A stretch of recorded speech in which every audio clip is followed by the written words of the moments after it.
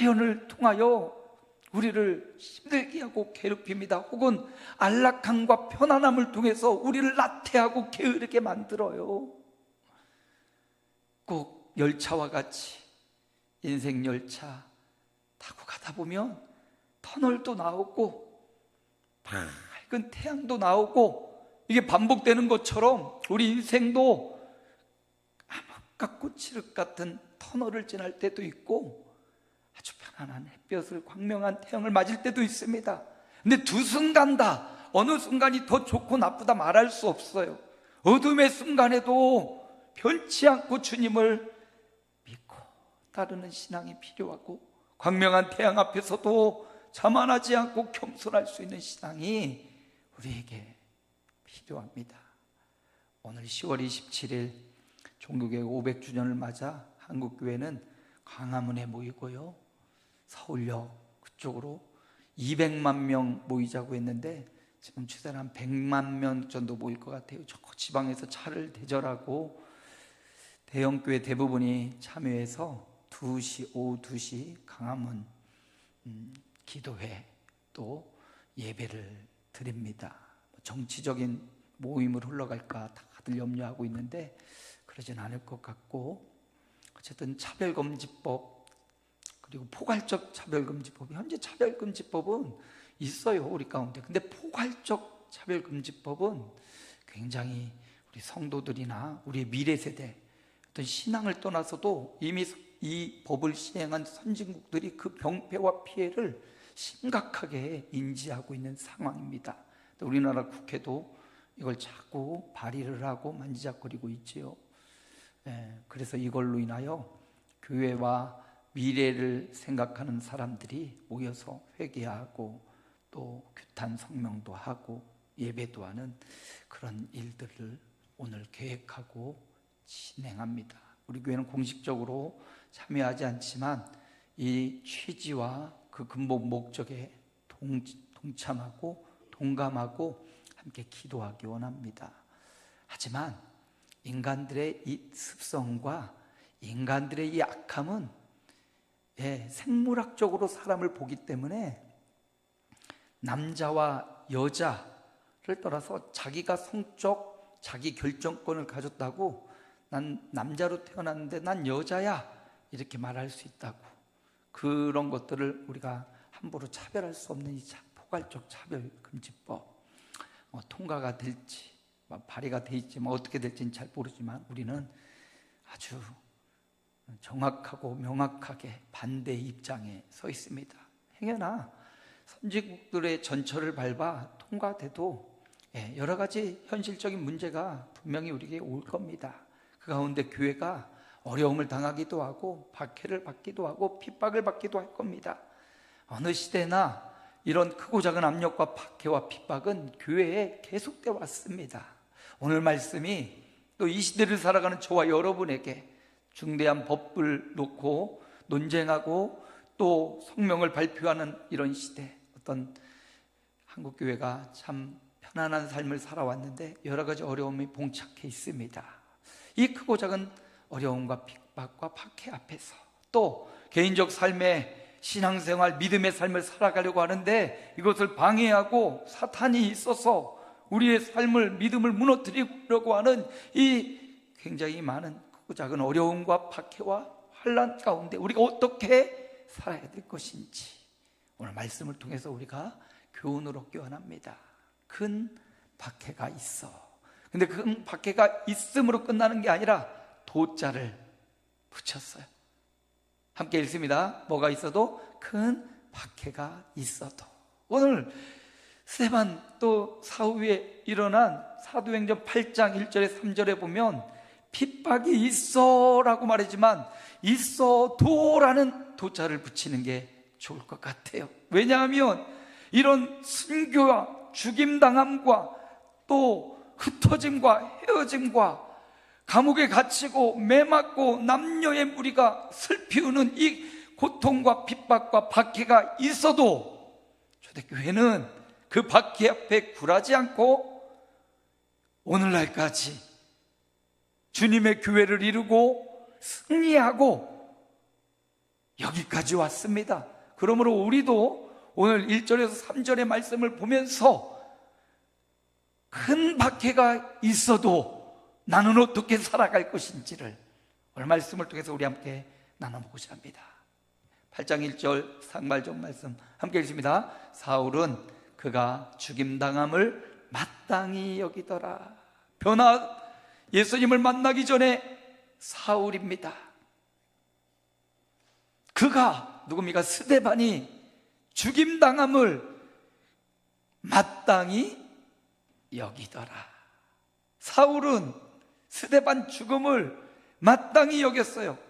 과정도 절차도 정당하지 않았습니다. 재판 중에 죽일 수 있는 권리가 없는 이 공회원들이 또 사람들이 그를 그냥 끄집어 내려서 재판장의 판결도 없이 그를 살인한 거거든요. 그런데 사울은 그 불법적인 과정도 결과도 불법적인 스데반의 순교를 마땅히 여겼어요.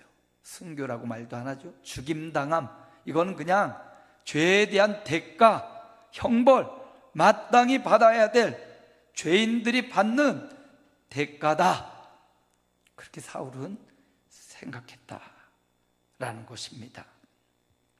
여러분, 우리가 믿는 믿음의 삶, 경건한 삶, 거룩한 삶, 사람들은 우리의 믿음의 삶을 마땅히 여기고 비웃고 비아냥거리고 우리가 따르는 예수 그리스도 메시아 되신 예수님을 부인하고 박해하고 핍박합니다. 그럼에도 불구하고 성도들은 세상의 비아냥과 세상의 이런 핍박과 박해가 마땅하다 생각하고 우리의 고난과 우리의 헌신을 비웃는 그들을 향하여 우리는 환난과 핍박, 고통과 박해가 있을지라도 어찌해야 되겠습니까? 그들의 비웃음에, 그들의 조롱에 넘어지고 쓰러지고 피하고 괴로워하고 아파하고 슬퍼하기보다 이럴 때 우리는 더 주님을 바라봐야 됩니다. 우리 주님이요, 요한계시를 보니까 미리 이렇게 말씀을 해주셨습니다. 2장 10절입니다. 요한계시록 2장 10절 함께 읽습니다. 너는 장차 받을 고난을 두려워하지 말라. 내가 죽도록 충성하라. 그리하면 내가 생명의 관을 내게 주리라. 보십시오, 우리 주님 요한을 통하여 미리 말씀하셨어요. 이런 고난의 때, 이런 박해의 때, 이런 압박의 때, 이런 핍박의 때가 너희에게 올 거라는 겁니다. 주님 미리 하시고 장차 받을 고난을 두려워하지 말라. 세상 사람의 혹은 사탄에 사로잡힌 사람들의 어떤 비아냥과 그들의 우리를 향한 조소, 조롱 흔들리지 말라는 거예요. 그리고 내가 죽도록 충성하라. 여기 죽도록 충성하라. 죽음은 우리의 인생 육체의 죽음으로 결코 끝나지 않습니다. 죽음은 오히려 생명과 부활로 나아가는 문이라는 사실을 기억하고 두려워하지 말고 주님 말씀하십니다. 죽도록 충성하라. 스데반은 그 죽음의 순간까지 충성했죠. 여기 죽도록 충성하라라는 말, 죽음의 순간까지라는 말, 죽기까지라는 의미를 두고 있어요. 변함없이 세상의 변화에도, 문화와 풍조의 변화에도 죽기까지 주님 바라보는 충성, 주님께 우리의 삶을 드리는 이 충성, 주님 앞에 살아가는 주님의 종의 모습, 그게 바로 충성이에요. 그러면 어떻게 한다고요? 생명의 관을 내게 주리라. 세상에서 받을 수 없고 누릴 수 없는 생명의 관을 내게 주겠다고, 저와 여러분에게 주겠다고 말씀하십니다. 큰 박해가 올 것이다. 믿음의 삶이요, 영적 전쟁이라고 했습니다. 성도의 삶은 우리는 평안함을 간구하고 구하지만 이 땅의 삶은 끊임없는 영적인 전쟁이, 진정한 평화는 죽기까지 충성한 이후에 누릴 수 있는 것이 샬롬이 샬롬, 승리의 함성, 더 이상 전쟁의 종식. 여호와 샬롬은요, 전쟁의 종식. 그러나 이 땅에 어떻게 전쟁이 종식됩니까? 계속 전쟁이 벌어지고, 우리 북한은 러시아에 또 사람을 파병을 시키고요, 이 세상에, 지구상에 우리가 알지 못하는 지역이 끊임없이 전쟁 계속되고 있어요. 그러나 그 전쟁 속에서도 우리 마음의 진정한 평강과 샬롬은 주님의 재림의 때에, 혹은 개인적 소천의 때에 이루어지는 것임을 우리 분명히 알고, 죽기까지 뭐하자? 충성하자. 박해가 와도 여러 가지 박해의 종류가 오늘 본문에 나와 있습니다. 스데반의 순교도 있고요, 사랑하는 예루살렘 교회가 다 뿔뿔이 흩어지고 헤어졌습니다. 억지로 사랑하는 사람들과 헤어지고 이산가족처럼 흩어진 겁니다.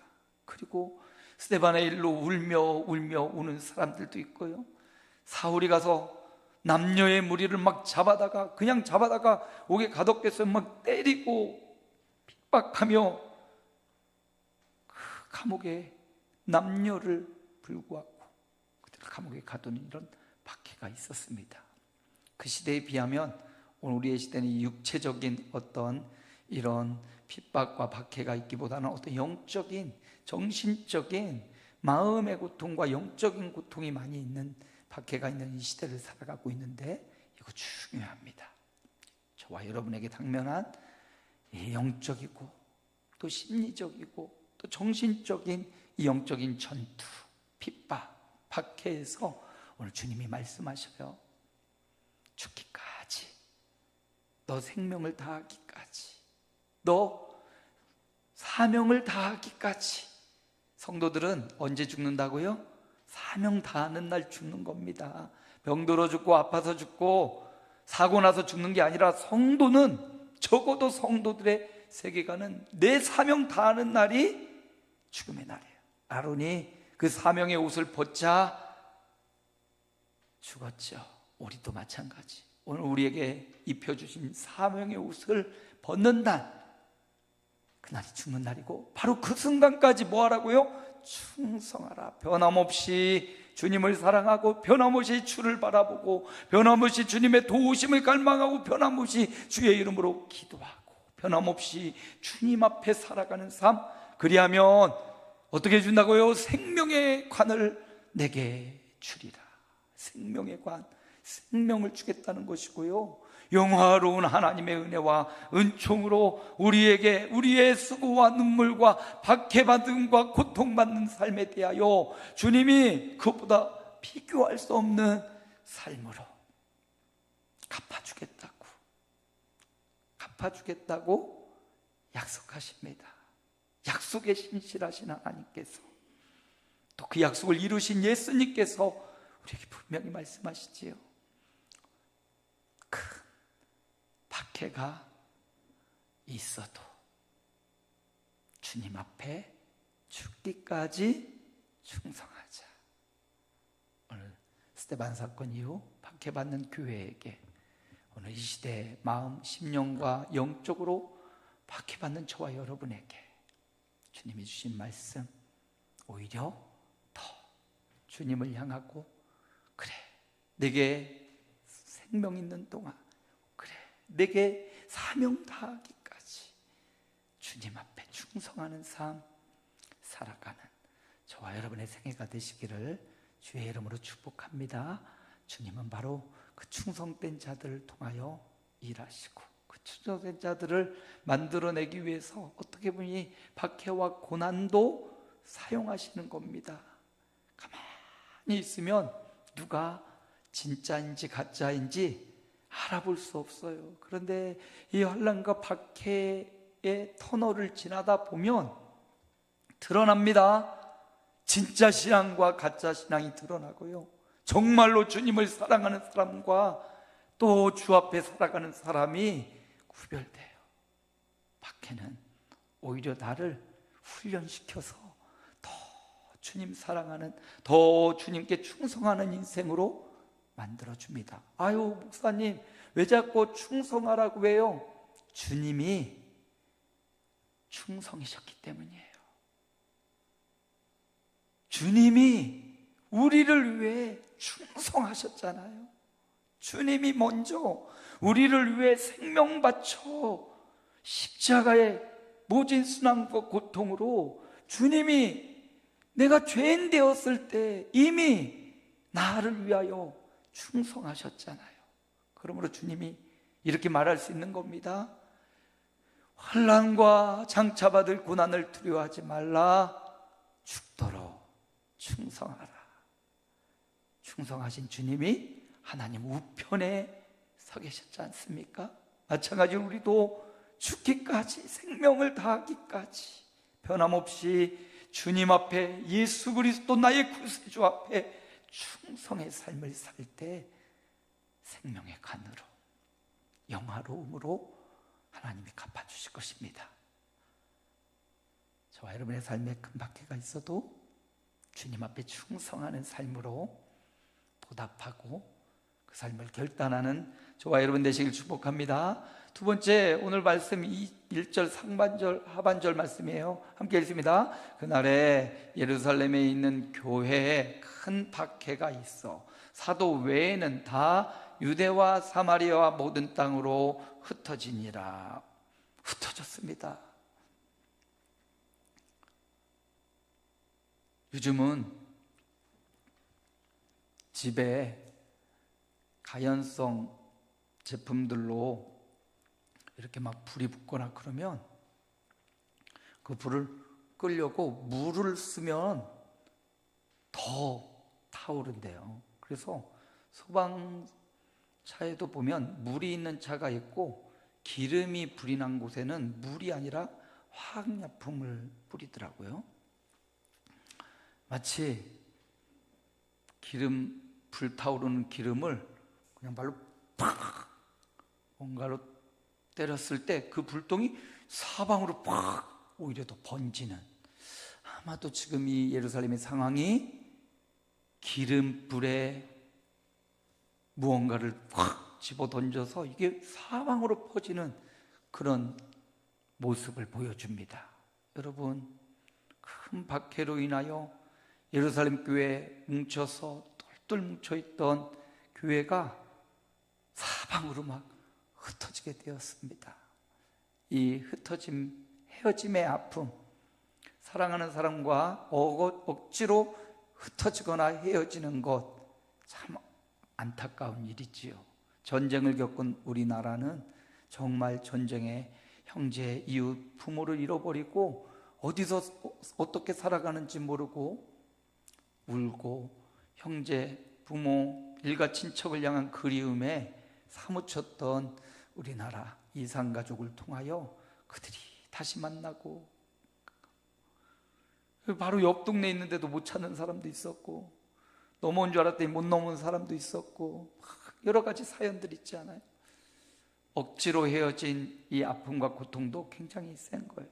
예루살렘 교회에 임한 이 헤어짐과 흩어짐, 이 박해와 큰 어려움으로 인하여서 그들이 헤어지고 흩어졌습니다. 모든 땅으로 흩어졌어요. 디아스포라 유대인들이 되었고요, 사도들 외에는 각자 흩어져 자신들의 지역, 삶의 터전, 또 그것을 개척하며 나아간 수많은 사람들이 있었습니다.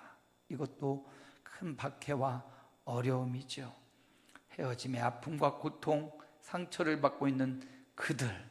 그런데 성경은 이렇게 말합니다. 그들이 이렇게 흩어지고 헤어졌는데 하나님은 그 흩어짐과 헤어짐마저도 사명으로 사용하시더라는 거예요. 그래서 사도행전 1장 8절에 보니까 함께 봅니다. 오직 성령이 너희에게 임하시면 너희가 권능을 받고 예루살렘과 온 유대와 사마리아와 땅끝까지 이르러 내 증인이 되리라 하시니라. 헤어짐과 흩어짐은 안타깝고 아쉬운 일이지만 초대 예루살렘 교회가, 최초에 세워진 교회가, 성도들이 다 흩어졌지만 하나님은 바로 그 흩어짐을 통하여서 역사하시고 주님의 증인되게 하셨던 겁니다. 여러분, 예수님 믿고 성령이 임한 사람들은 모이면 예배하고 흩어지면 주님의 증인되는 삶으로 사명을 주셨습니다. 이 사명은 목사님에게만, 장로님, 아니 중직자뿐만 아니라 모든 성도들에게 주신 하나님의 최고의 지상 명령입니다. 큰 박해가 있어도 그 삶의 사연과 사건이 벌어졌습니다. 그리고 예루살렘 성도들은 다 이게 무슨 일이야 하면서 억지로 흩어지고 헤어졌습니다.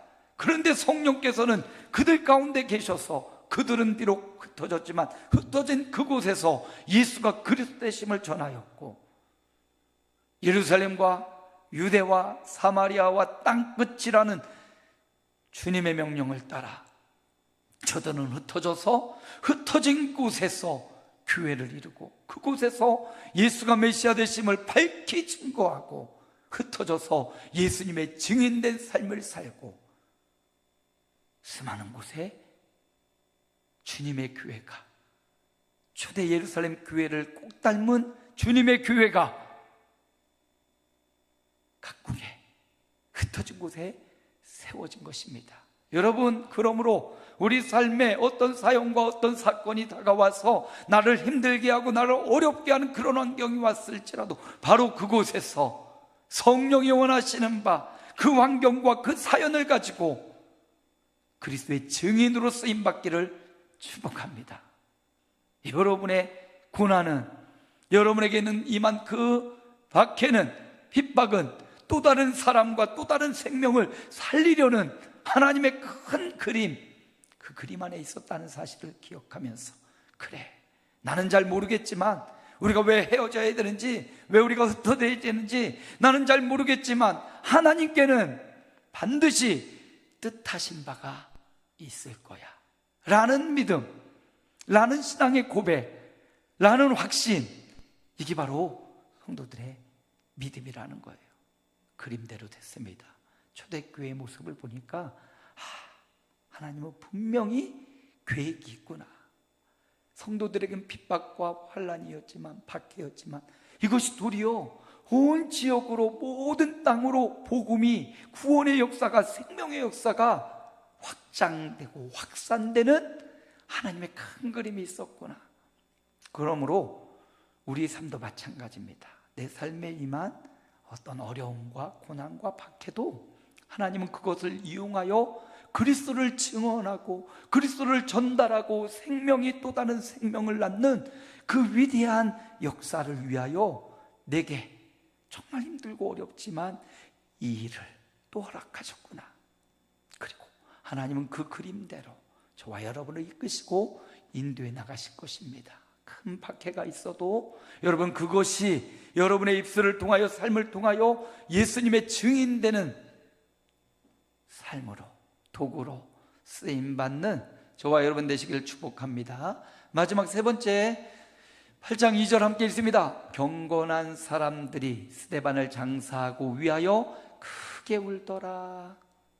경건한 사람들의 이야기가 나와요. 박해는, 핍박은 눈물을 나오게 했습니다.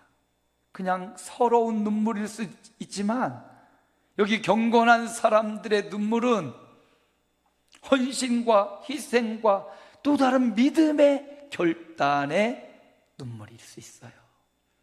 억울해서, 슬퍼서 우는 눈물일 수 있지만 자복하며 회개하며 하나님의 뜻을 구하며 하나님 앞에 기도하는 눈물일 수 있다는 사실이지요. 그러므로 여러분, 우리 삶에 온 박해와 고난, 그것을 인하여 하나님 앞에 더 크게 우시기 바랍니다. 소리를 크게 내어 우는 것도 괜찮고요. 여러분, 심령을 충분히 여기며 심령으로 우는 눈물, 하나님의 그 눈물을 들으세요. 또 3절 말씀도 함께 볼까요? 함께 읽습니다. 사울이 교회를 잔멸할 새 각 집에 들어가 남녀를 끌어다가 옥에 넘기니라. 옥에 갇힌 남녀, 각 집에 모여있던 믿음의 사람들이 갇혔습니다. 보십시오. 8장 1절에서 3절까지 보니까 1절에는 예루살렘에 있는 교회에 큰 박해가 있더라. 교회에 박해가 있더라. 2절 말씀해 보니까 경건한 사람들이 울더라. 경건한 사람들이 누굽니까? 교회죠, 교회. 주님을 믿는 믿음의 사람들이지요. 교회가 울더라. 그리고 오늘 말씀 3절에는 교회를 잔멸할세, 파괴시키다 라는 뜻을 갖고 있어요. 여러분, 교회는 에클레시아라는 단어인데요, 하나가 교회가 아니에요. 모임이에요. 사람들의 모임, 회중, 단수가 아니에요. 이 단어는 단수로 쓸 수 있지만 단어 자체가 의미하는 것은 복수예요, 복수. 교회는 성도들의 모임입니다. 예수 그리스도를 믿는 성도들이 교회예요. 저는 이 말씀을 묵상하면서 사울만 그랬겠어요? 유대인들이 동일한 마음으로 교회에 큰 박해를 가합니다. 그리고 경건한 파괴를 울립니다. 그들의 기도 소리가 울며 하나님 앞으로 올라가죠. 또 그들이 교회를 잔멸하려고, 파괴시키려고 힘쓰고 애쓰고 공권력과 힘을 동원합니다.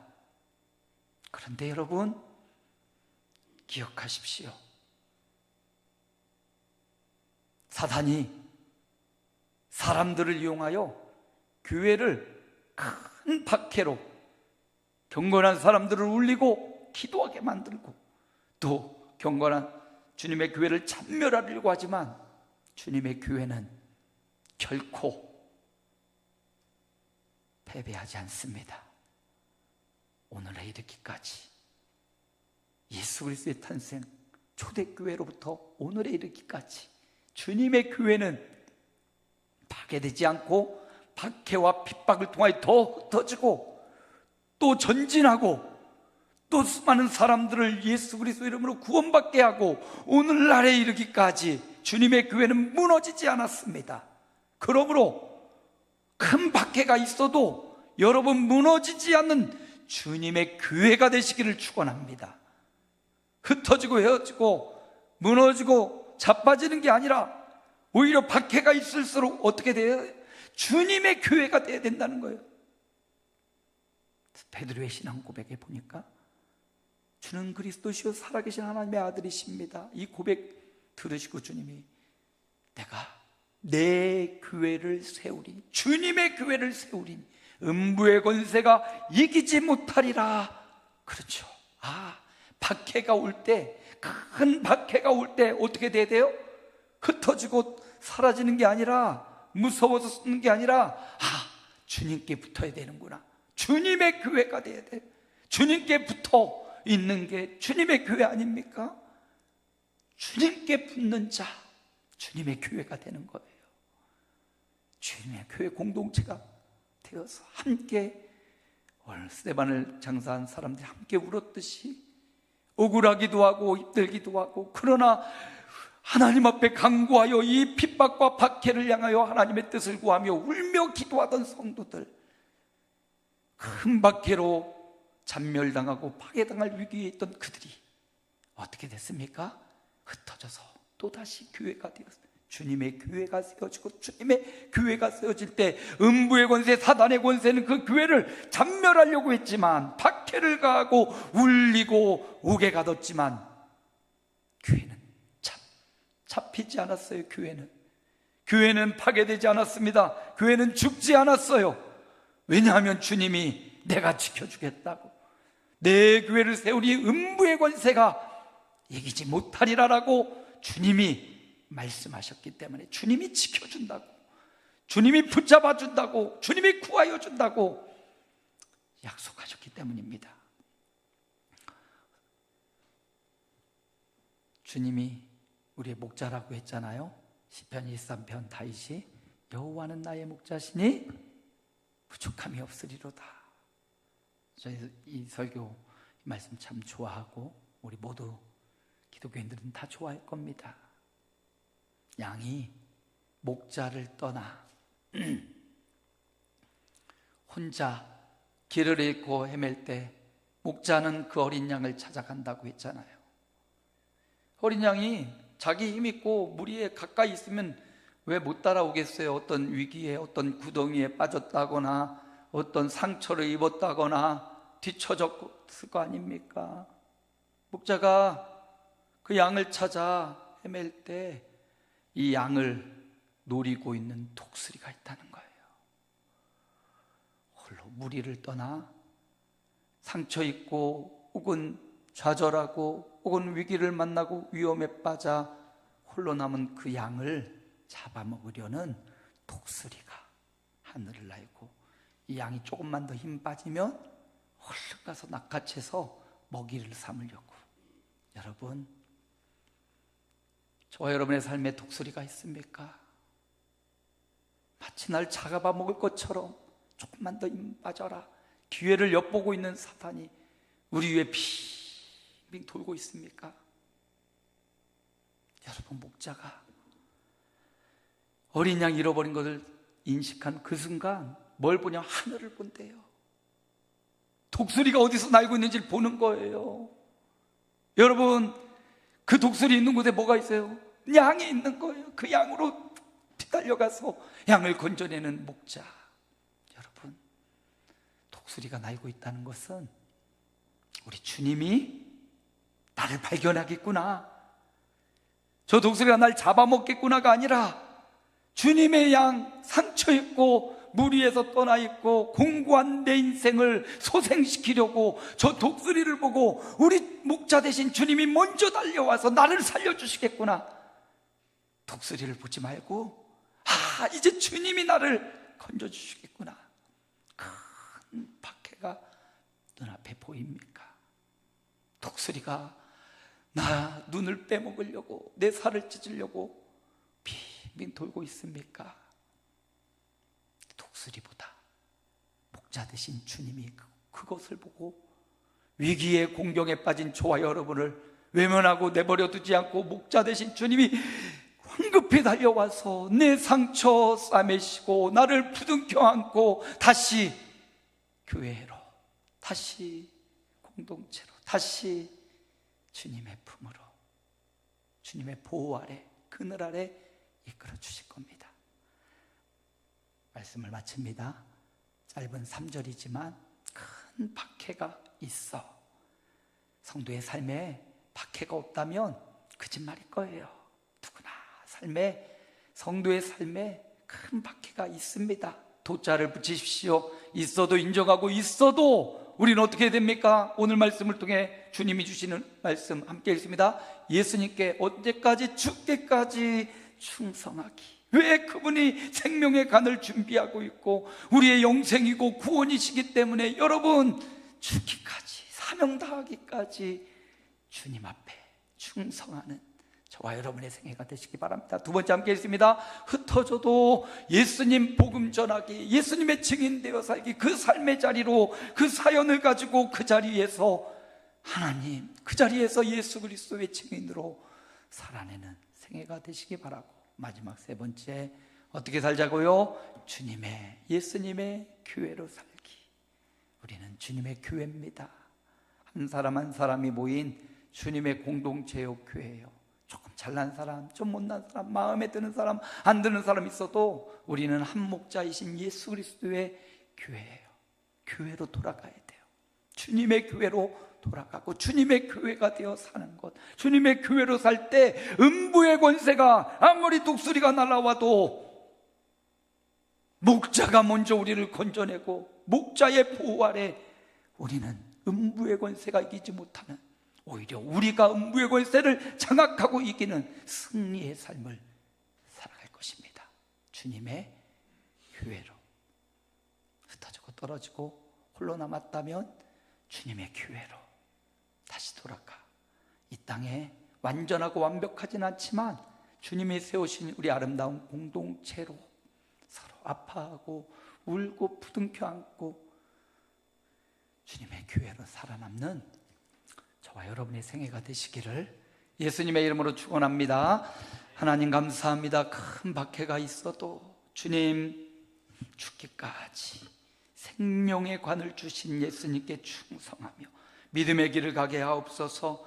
내 삶에 일어난 박해와 핍박 흩어져서 그 자리에서 예수님의 증인되어 복음을 전하며 살아가게 하시고, 그 어려움과 위기가 왔을 때 교회를 잔멸하려고 하고 큰 박해로 교회를 울게 만드던 그들 앞에 굴복하고 그들 앞에 나아가는 게 아니라 오히려 주님께로 나아가 주님의 교회가 되어 사는 인생, 주님 목자 되신 주님이 내 인생을 붙잡아 주시고 보호해 주신다는 사실을 믿고 다시 교회로 가고 다시 교회로 몸을 합치고 부둥켜 안고 함께 기도하고 울며 큰 박해가 있어도 승리의 길로 가는 우리 성도들의 한 주간 생애가 되게 하옵소서.